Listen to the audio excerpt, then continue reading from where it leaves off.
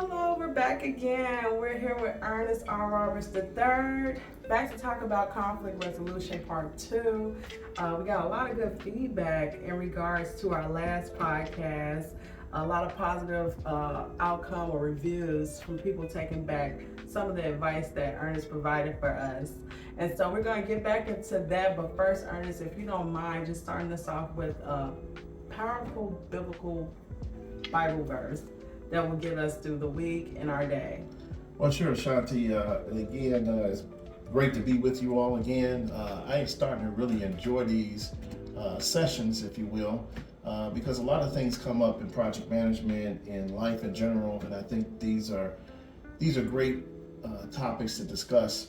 I have, again, Proverbs 16 and 18, pride goes before destruction, and the haughty spirit before a big fall. And of course, in our last broadcast, Hebrews 12, 14 to 15, follow peace with all men and holiness, with which no man can see the Lord, looking diligently, lest any man fail the grace of God, lest any root of bitterness spring up, trouble you, and thereby many be defiled. So again, when you're talking about conflict resolution and grace, it's very important. We talked about last time about a root and about how a root is very deep.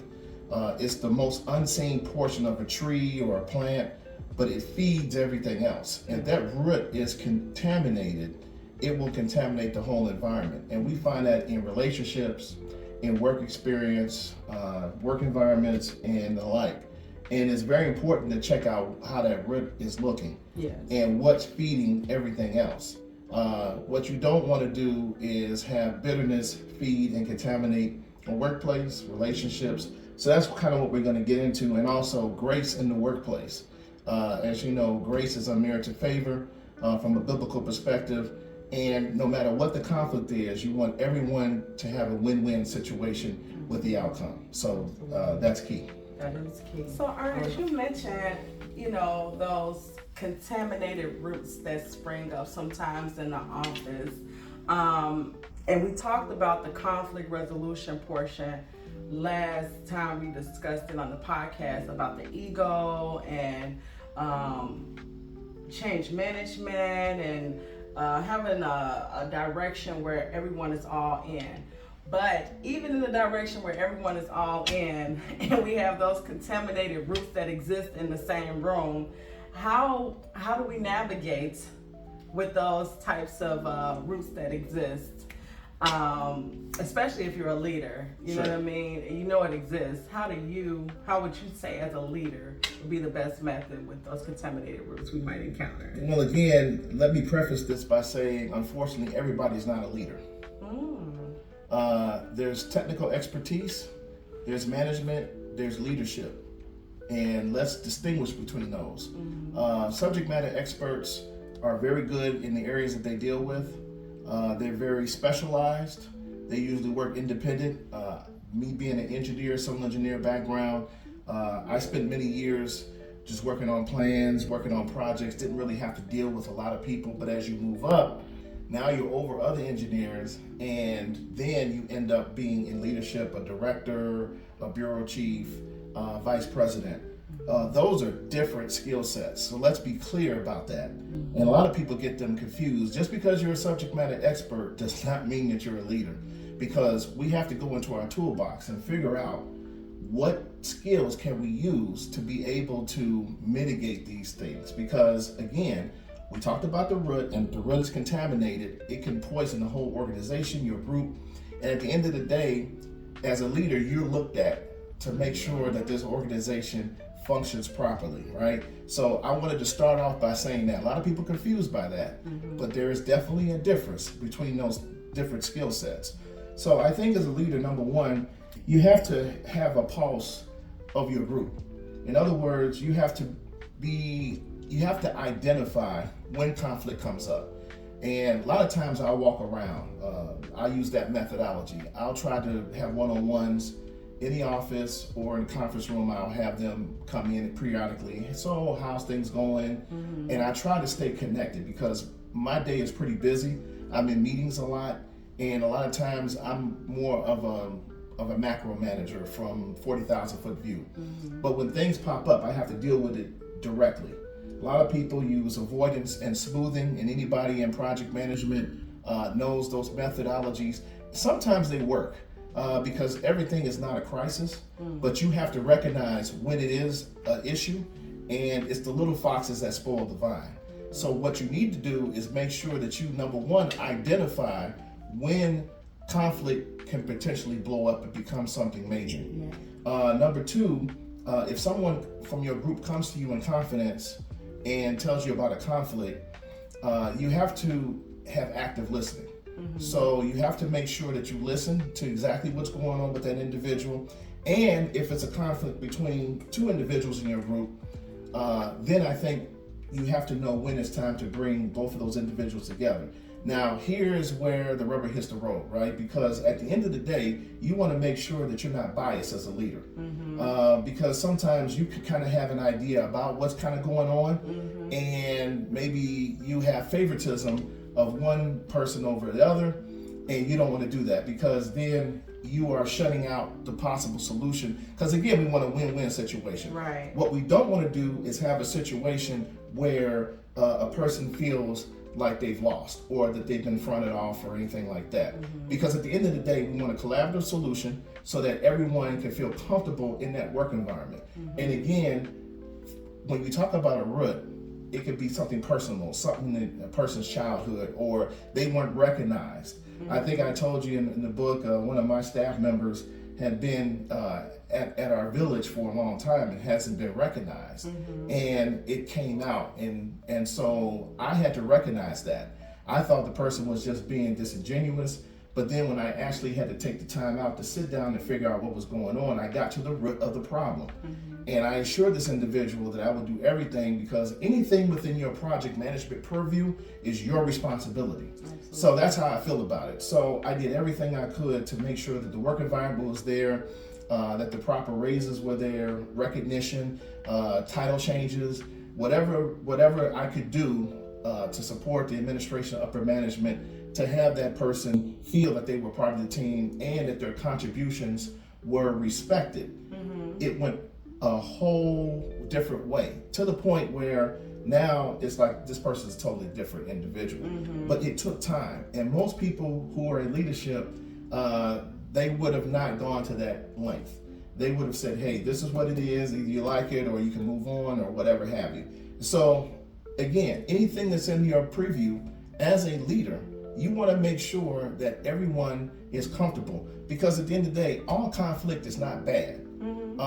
It may appear bad originally, but once you get to the root of it, as long as everyone has an idea that we want to eventually solve this situation and then move on, that's very important. Now, there's certain situations where some things can't be solved. That's a very extreme case.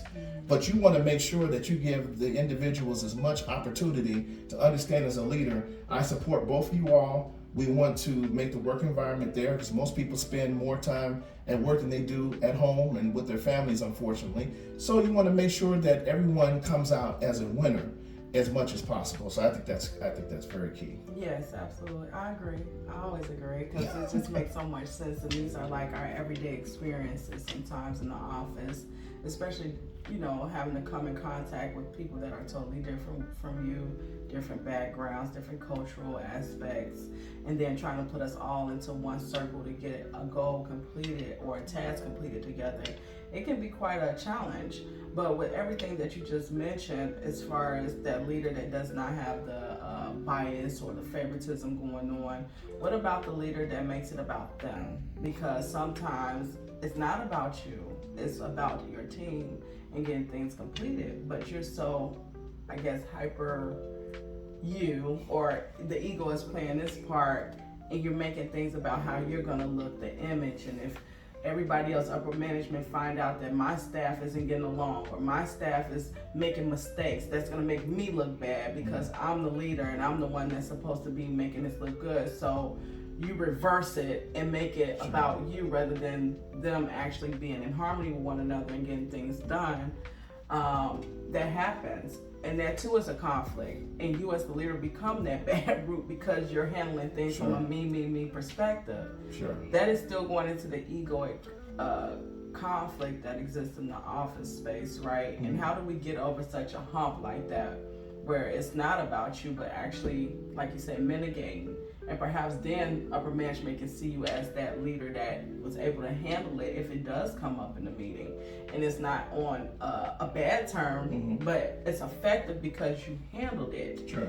and you were able to get it resolved without HR being involved. So, getting into that in leadership, Sure. just I guess a self-check, like, okay, let me detach my own perspective and emotions and personal thoughts and really make it whereas my team is gonna win, as you say, a win-win situation where I have to get myself detached from it. Have you encountered anything like that, or like, what is the advice to leaders that sometimes are making it about themselves in situations and it's not? Well, Ashanti, I think that's a great point. And another scripture has come to my mind. I don't have the exact, but I do know it's in either 1st or 2nd Peter in the New Testament, where it talks about, again, we talked about this pride, that God resists the proud, but gives grace to the humble. I think that's very important. When you have the God of the universe resisting you because of pride, I mean, that's a spiritual default, if you will. And again, it gets down to the root of bitterness too, as well. A lot of people want to appear as though they have everything together. But I told you in the original podcast, and I think in the first podcast we talked about, leadership is the most weakest and the most vulnerable out of the whole staff or organization. Why? Because you are not a subject matter expert in all these different areas. Your job as a leader is like a conductor in an orchestra. So your job is to make sure the alto saxophones and the string instruments and the woodwind instruments and the percussion, make sure everybody is there playing their role, and make sure the timing and the tempo is there so everything can kind of come together. That is your job. But again, leadership is not something that's automatic. I think that a lot of organizations do themselves a disservice by not having leaders in their organization actually go to conferences and going to leadership management classes. One of the things I did before I took this position as Director of Community Development in my village is I went to get the Project Management Professional License Certification. I thought it was very important. Even after that, I went to 2 leadership classes after that to make sure. And there was some things that I was not aware of. And my ego said, why do I need to go to these classes? I'm a certified project management professional. I can manage any project on this planet with no problem. But then there was other layers when it comes to emotional intelligence, directing teams, things of this nature, what a lot of people call the soft skills, right? But they're not, because again, if we don't manage the soft skills, it'll blow up your whole organization. It doesn't matter how smart or how technically astute your team is. You as a leader still have to manage all of these different pieces, and at the same time make sure that the project gets done on schedule, within scope, and within budget. So I think it's important. So one of the things you need to do is put your ego aside. You have to recognize, number one, you have an ego, right? And number two, you have to humble yourself. And what does that mean? Again, it goes back to collaboration. You have to really sit down and make a plan and say, these are the issues after having one-on-one meetings. I believe in one-on-one meetings with your staff, especially if you're a new leader coming into an organization. There's cultural differences, there's procedural differences, and no 2 organizations are the same. A lot of people assume that a lot of things are similar, but they're not. Because they're under the same content. Exactly, Yeah. exactly. But each organization and culture is different. For instance, government is different from private, and things of that nature. So you have to recognize what environment you're in. Yeah. And then you have to recognize who your staff is. So at the end of the day, one-on-one meetings are very important. So after your one-on-one meetings, you have to take that data and then from that point say, okay, these are the conflict points. These are the issues that I want to, even if you're going to change management, you still have to have one-on-one meetings, and then you have to bring the entire team together and have a collaborative approach. And at the end of the day, you still as a leader will end up making decisions for yourself. But then you want to make sure everybody's there. I think that's the key. What a lot of leaders do is they'll say, okay, this is the change management. Deal with it. I want everything updated by this date. This is what's going on. And you haven't had a discussion with your staff, because guess what? At the end of the day, they're the ones that are going to have to implement whatever change is coming. Exactly. So if it's not there, what you're doing is you're doing yourself a disservice, and it could cause a backlash to the point where these individuals could possibly sabotage what you've got going on. And guess what? Leadership is not coming to your staff. They're coming to you. Mm-hmm. And they're going to say, leader, why are you not executing and getting things done? That's why we put you there. Hello, everyone. I'm Ernest R. Roberts III, owner and CEO of Roberts Consulting Engineers, PLLC. My career spans over 30 plus years in both the public and private sector, which includes my work as a licensed professional civil engineer and a certified project management professional. In my new book, The Law of Biblical Mechanics, Principles and Process for Management and Stewardship, will hopefully challenge your ego and current concepts that you've had about your life and how you interact with others. This book is also meant to be read and studied multiple times and to hopefully be implemented immediately, as faith comes by hearing and not by having heard. I trust that you will be as impacted by the concepts and examples in this book as I have been. The Law of Biblical Mechanics is now available on Amazon, both in paperback and audiobooks. May you truly be blessed exceedingly and abundantly above all that you ask or think. So Ernest, I love the details and the information that you just shared with our listeners, but I also want to get into the integrity and communication aspect, because I think that's what it's leading to, as far as the leaders being honest still with themselves as well as their team. Sure. Because you mentioned you have to step back and see your own ego. And that takes a lot of humility to do that, to even admit that it's your ego at play. Some people don't even think it's the ego. They'll be like, no, that's just how I am. That's me. That's how I've always been. Instead of like stepping back and saying, well, there's a thing called change management. And this is a part of me that might need to change in order for the success of the team and my own goals being met as a leader. So I think that's going into the integrity of being honest with yourself, being true to yourself, and then that will reflect through your team, because they're going to pick up on, well, wow, you know, she's honest to say, even though she's a director or a manager or whatever, the program manager, she's able to say, I don't know this. Yes. Or let me get back to you.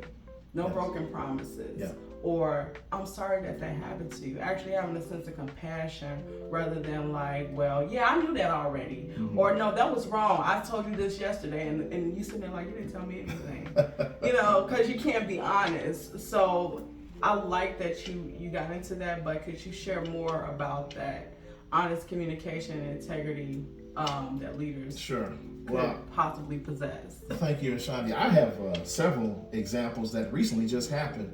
One of the things that you want when it comes to integrity is to make sure that your group knows that you have their back. Mm-hmm. Especially in politics and government where I'm at now. Let's just say we have certain developers that come in and it's a high stakes project and we have a lot of rules and procedures to follow. And the rules and procedures are to protect the public and to protect the village for liability and lawsuits. Mm-hmm. And a lot of times, we get these high stress projects, or we get different investors that come in. We had some investors from overseas recently, and they were on a very aggressive timetable. They wanted the utilities done. They wanted certain permits that normally takes probably 6 to 8 months. They want it done in 2 or 3 months. And, the thing about it is, when they find out how detailed our procedures are, they want to cut corners. Mm-hmm. And a lot of times we have to make sure that we stand in the gap. And a lot of times they'll try to go around my staff. Mm-hmm. Let's just say that. And that's happened on multiple occasions. So when I find out about it, my thing is we're going to stick to the rules. I'm going to basically defer to you all as subject matter experts. They need these things to move forward. They haven't done it. Guess what? You're getting stopped. Mm-hmm. You're getting fined, and we're going to have a meeting, which was what we ended up doing for one of our projects. But then, as a leader in a director position, now you have to convince administration, hey, this is what's going on. This is why we need to do X, Y, Z. And you can get it gets kind of dicey. But one of the things that my staff knows is I'm going to go to bat for them.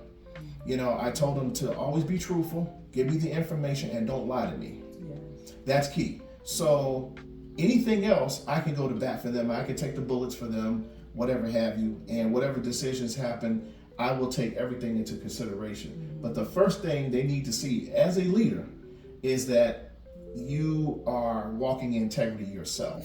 I think it's important that you do what you say you're going to do, you have everybody's back, and that you are going to work 120% just as hard as everyone else, because everything starts from leadership, right? I mean, you know, it's a cliche, but everything starts from the top and it trickles down. Yes. And so that was one example. The other example, again, when it comes to conflict and change management, again, I can't stress enough how important it is to get collaboration up front, whether it's meetings, whether it's one-on-ones, because at the end of the day, what you don't want to do is go down the line with a project and there's things that are falling behind as far as scope, schedule, budget, things of that nature, and it's something that could have been nipped in the bud earlier. And you're ignoring your staff, or you're too busy, and you have to deal with it on the front or the back end anyway. So integrity is just it's a lead by example in my book. I think it's important. And again, that ego is something else, because as a leader, you have to off the bat know that you don't know everything. So, you know, giving grace to the humble, you have to humble yourself. You have to say, these things I'm not 100% sure about, but I have my subject matter experts to tell me. And that gives me more feedback. So the more information I get, the better decisions I can make, and the better buy-in I can get from the staff, because they know that I considered their issues. Because again, they're the ones that are going to have to implement whatever it is, whatever that change management is. And it may be a very difficult change management. Things may have gone on for years. Then all of a sudden, here's a new computer software program. We're going to go automate it. We're not going to use paper anymore, which is just what happened in the last couple of years. We're going to a cloud-based system where now everything is downloaded into computer, and now everything is automated, generated with emails and texts and plan reviews and things of that nature. That takes a while, and you have to get the buy-in from everyone. They have to have the proper training. You have to give them all the tools to succeed, and that's your job as a leader. So sometimes it may or may not be in the budget. You got to make sure it's in the budget. You have to make your technical memo in such a way where this is what I need from my staff in order for us to be successful. So you're always out front battling for your staff. And when they see that, let me tell you, anybody that's been in leadership over time, they will tell you that it is a situation where now everybody falls in the line. It's amazing. And, you know, now it's kind of like, you know, I get comments like, wow, you have a great team. You know, they're very efficient. They seem to get along for the most part and everything. And it just didn't happen by overnight. If I was a lazy leader and didn't take time out to do these things, it just doesn't happen, you know, automatically, because human beings are human beings. And again, when you have a root that starts to form, or a root of bitter, and it's funny how they mentioned the word the bitterness, because again, people may not always tell you what's on their mind, but then over time, what ends up happening is still bothering them. And if you don't get to the bottom of it, it'll start dealing with work performance, it'll start affecting that, it'll start affecting how people deal with one another. And again, communication is very key. Unmet expectations or ambiguous tasks are one of the biggest reasons why we run into conflict in the first place. Right, and I was going to mention that too, as far as expectations, because we do have expectations. You know, this is a work environment, so we're expecting the work to be done. And that's coming with putting emotions to the side, putting personal life to the side, leaving that outside, and entering into a workspace where you know we're all supposed to be completing some form of a task that is going to lead to the goal being met.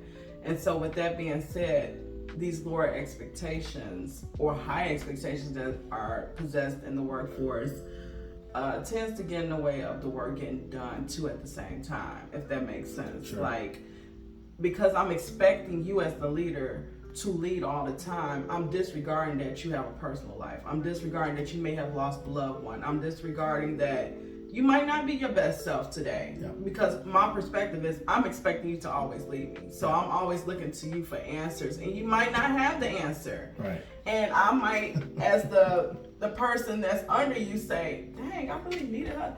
Why she got the job? Why he got the job? And he can't even tell me this. You know how that plays too. Sure. So I don't even think it's just the managers or the leaders that has this experience, but also the staff themselves have to give grace to the leader, because they are human, as you mentioned. They are going through similar events and things in life that might not always put them in the position to lead at the time. Sure. So that's why those personal days are supposed to be taken, okay? Let's take the personal days. But at the same time, you know, giving grace. You talk about grace. I want to go into that more.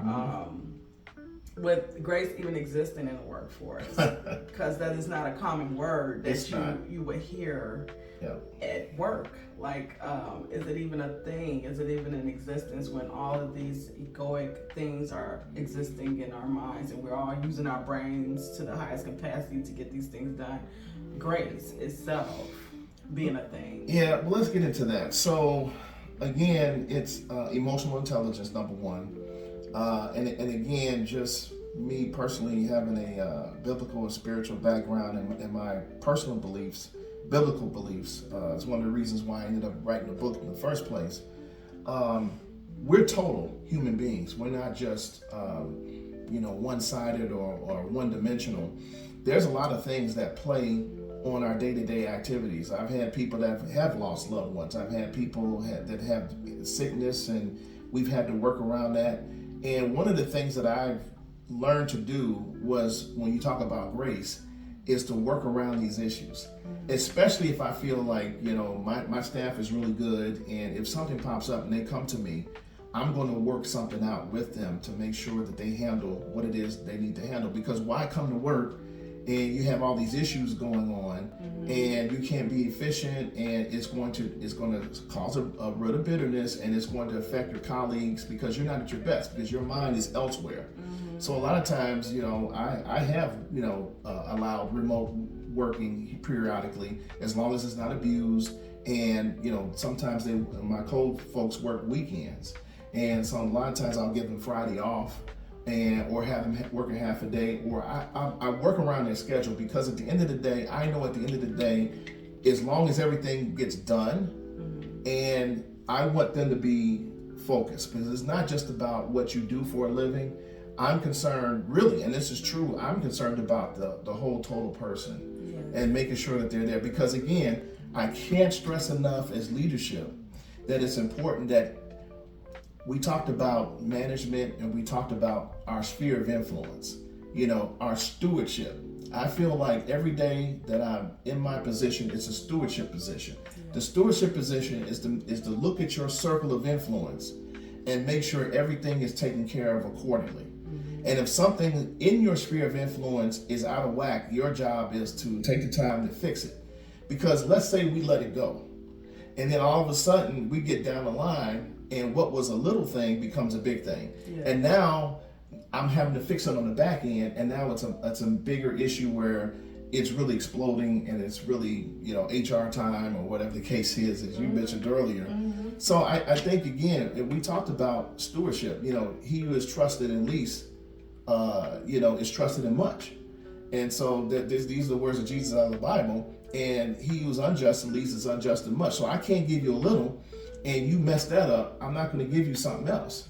Because again, all truth is parallel. So at the end of the day, how you deal with whatever you have right then and there is going to give me a good indication of how much more responsibility I can give you. And that's really how you move up, how you get seen from upper management. It's not just the X's and O's of management. It's really having to do with having a sense and a pulse of everything that's within your sphere of influence. So leaders, again, that is really important, to make sure that you have a good pulse on what's going on around you, because that's going to dictate your upper mobility, and it's going to make your life easier as it relates to how your staff and your organization operates as well. Yes. And I've seen it. I've seen everything you just said, you know, making sure that everything's going to operate once you sit back and see it. Like you always say, from what, 40 feet, 400 40,000 feet. 40,000, but the right words, 40,000 feet. Because you have to me, from just the work experience, I've been working since I was 12. My first job was as a program rec leader, they would call it, but like just watching the youth. That's always been my thing, community youth. 12 years old. And even in that 12-year-old experience, I had a manager that was managing, okay? Because she didn't have faith that I would do the job right because I was young. But I did it. I did a good job. And I think that even today in my adult years, going into work, that's still a thing because we have so many generations in one office setting. And so some other generations might say, hey, they're still young, they're still learning, they don't get it. And that's absolutely not the case, because that'll be the same as the younger generation saying, oh, you're older, you're not into what's trending, you don't get it. So I think that it's so many things that happen in the office such as that kind of take away from your ability to do the task, or Sure. it'll play on your confidence because you feel like you're not being looked at for what you're bringing to the table, because they're too busy judging from a perspective of you're young or you're too old or whatever. It's a Sure. personal thing, and we did discuss this earlier, just kind of going to the personal perspective that exists in the workforce. Is that fair? You know what I mean? Because is that fair? Because it happens. I mean, you'll have a Gen X leader looking at a millennial and saying, I'm not going to give them any more tasks because this is where I see them at right here. Yeah, they're smart, but they're still young. Yeah. They still got a long way to go. And to me, that's like something your family member, like that's something your mom and dad That's funny. lack trust or faith in you because of your age. But in work is work. Yeah. And to me, it's no age to that. It's either you know the job or you don't, Sure. or you're gonna put your best foot forward or you're not. But that exists, these kind of biases or these kind of what is it, like when you look at something differently, I can't think of the word, but like you're looking at a different perspective based on something personal, which they say no discrimination. That's the first thing you take. You know, it's definitely a prejudice. It's a prejudice, yes, that's the word. Yeah. Yes. And so let me get into that. So it's not just young and old, it's also cultural. You may have someone from a different background, you know, from a different cultural perspective. And again, as a leader, it's very important to be unbiased. You have to come in unbiased. So I have folks from India. I have folks from Southside Chicago. You know, I have folks from everywhere in my group. All right, so, shout out, right? Yeah. And, you know, I think it's interesting because, you know, I had a chance to interview pretty much everyone that's in my staff now that's come in. And you have to put your biases aside. My main thing is, do you have the technical aptitude to do the job? That's number one. But then number two, we also ask, you know, what are your hobbies? What are other things you like to do? Or how do you deal with conflict? That's one of the things we talked about in interviews. How do you deal with a situation where a resident or a public official is having an issue, and how do you deal with that? How do you deal with stress, timetables, deadlines? And we want people to be very honest, because it's no right or wrong answer, but it kind of gives me feedback to say, okay, this person's a little bit more sensitive, or maybe there's a language barrier or something like that. As a leader, you have to mitigate all of those things. And I think that, you know, as human beings, unfortunately, we are naturally prejudiced. We're tribal. So we are only going to default to what we know. Even when it comes to age, for instance, you know, I have to put my biases, because sometimes late millennials and Gen Zs, You know what I'm saying? yeah, it's a whole different thing. It's a thing, and you know, and the reason why I say that is because when I was coming through, we didn't have a lot of these techniques in the toolbox. Like a lot of organizations really didn't care how you felt. They really didn't care about how you dealt with change management. Your job was your job is to do the job. And either you do the job or you don't. It was no consideration for anything else.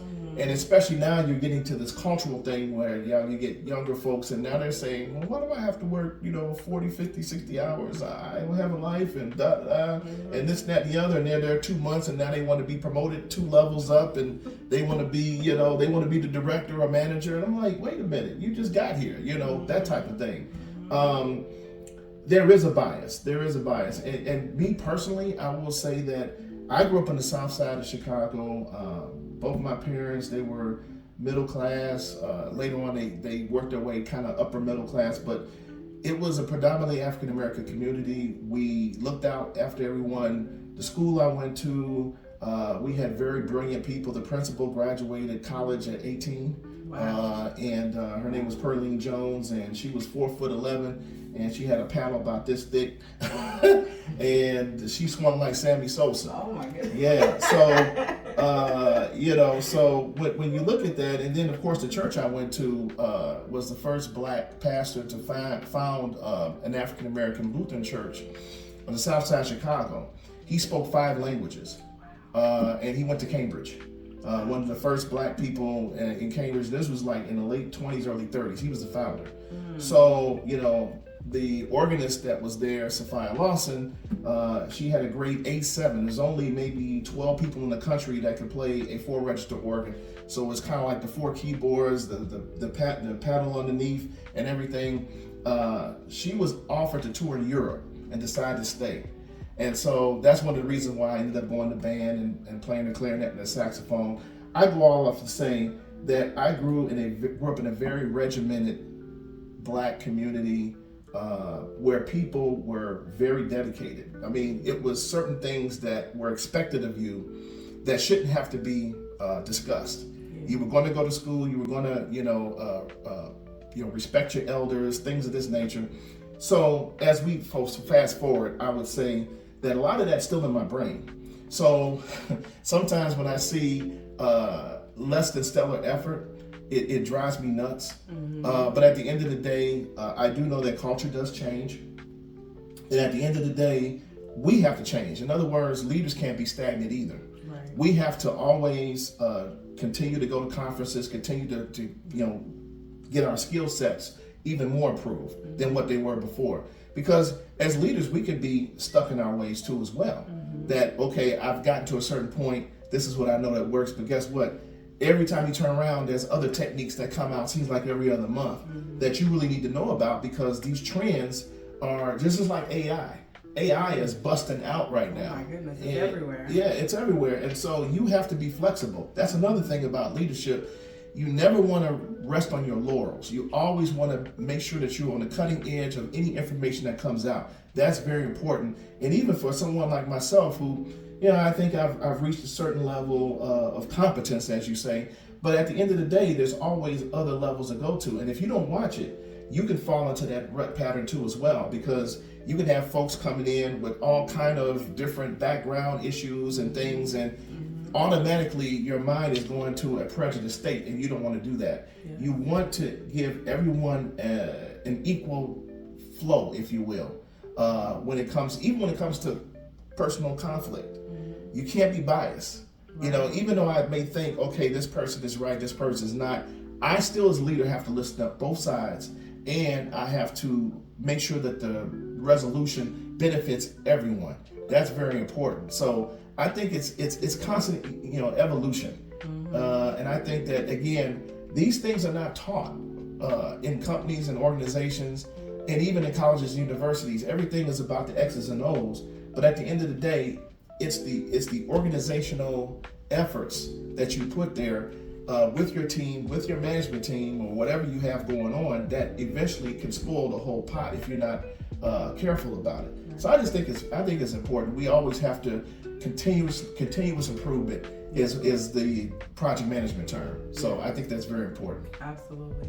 Well, we're not going to hold our audience too much longer. This has been a great discussion Yes, once again. absolutely. I think we hit on some good topics today that you can take with you moving forward in your week ahead, and then for the greater good of things in the workplace or just in general in life. Like you said earlier, stepping back and looking at yourself, I think that's always key.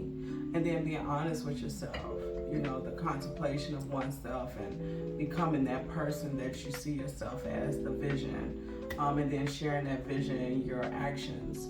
And it'll come out at work. And so I could say for myself, that's what I took back from this discussion. I hope that you too have gotten something from the discussion with Ernest. He is also very well spoken and knowledgeable about leadership, as he has been how many years? It's been 32 now. 32 years in the leadership role. Yep. So it's not just coming from anywhere. It's coming from years of experience, Yes.